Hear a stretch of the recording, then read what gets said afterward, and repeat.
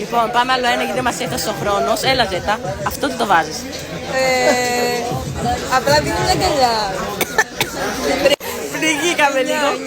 9. Εντάξει, το θεωρούμε και αυτό αυτονόητο. Πού το βάζουμε στο 9? Τι είναι αυτό? Έλα, 4. Είναι γλυκό. Μαλάκα, πού θα πας και το ξαπλώσεις από κάτω? 10.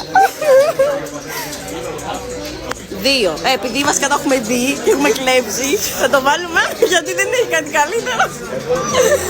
Ούτε ένα δεν παίρνω. Α, έχει κάτι καλύτερο, ρε μαλάκα, τελικά. 2. Είναι βέβαια, απλά δεν μας έτυχαν. Κακότυχες. Αυτονόητο, δεν συζητάμε. Ζέτα. Έλα, πατέ. Λοιπόν, μικρή διακοπή, πάμε. Τι το βάζεις αυτό, Ζέτα? 5. Αχ, και εγώ αυτό θα έλεγα, τηλεπάθεια. Α, Το ίδιο δεν είναι. να σου βάβει τα πόδια. Τώρα αρμετικό. 7.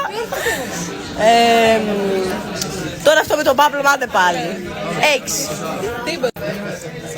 Άντε πάλι, παπαριά. Θα το βάλουμε αυτό. 3 είναι. 4. Μπορεί να μας έχει τελειώσει. Θα σας το νερό. Έβαλε ένα τραγούδι.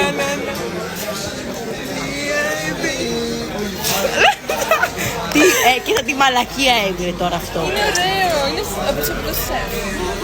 Δούλος θα το μετέφραζε. 3. Τα κατατάξαμε ωραία. Είμαστε ευχαριστημένοι. Αν και όλα αυτά είναι μπέρμινοι. Καταδικάζουμε.